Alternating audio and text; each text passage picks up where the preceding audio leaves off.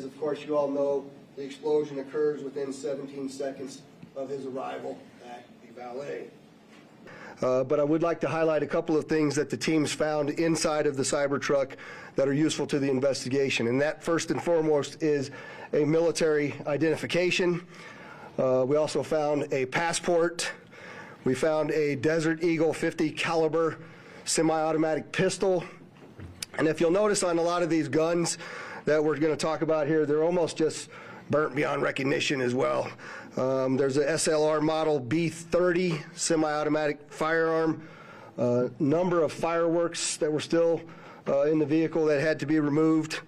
Notably, we found an iPhone and a smartwatch, and then several credit cards were also in the name of our subject. Our subject is 37-year-old Matthew Livelsberger.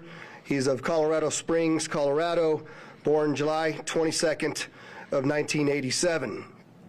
Flagstaff and Kingman, Arizona. As I mentioned to you already, his body is burnt beyond recognition, and I do still not have confirmation 100% that that is the individual that was inside of our vehicle. And so as I'm calling it now, the subject or person of interest, I will not come back until I have the confirmation through DNA or medical records that this is indeed, in fact, the subject inside of the vehicle.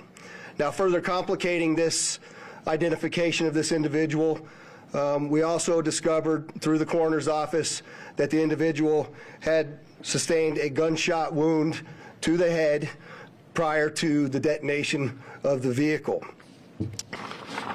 Now, I would like to acknowledge a couple of things because I know what's going on in the social media world, and there are a number of things in this case that are similar to the attack in New Orleans.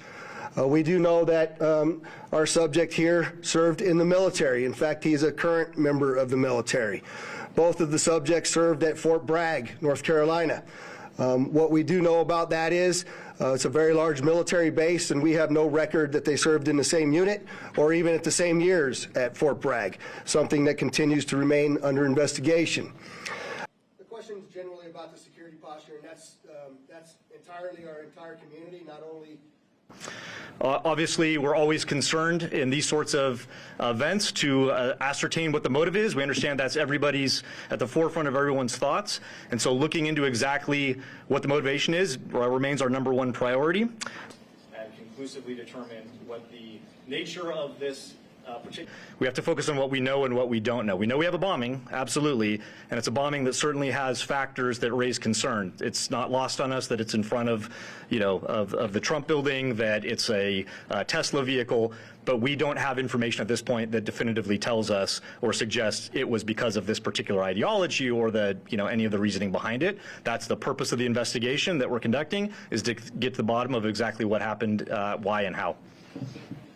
Fremont Street and the Strip, but surrounding neighborhoods as well.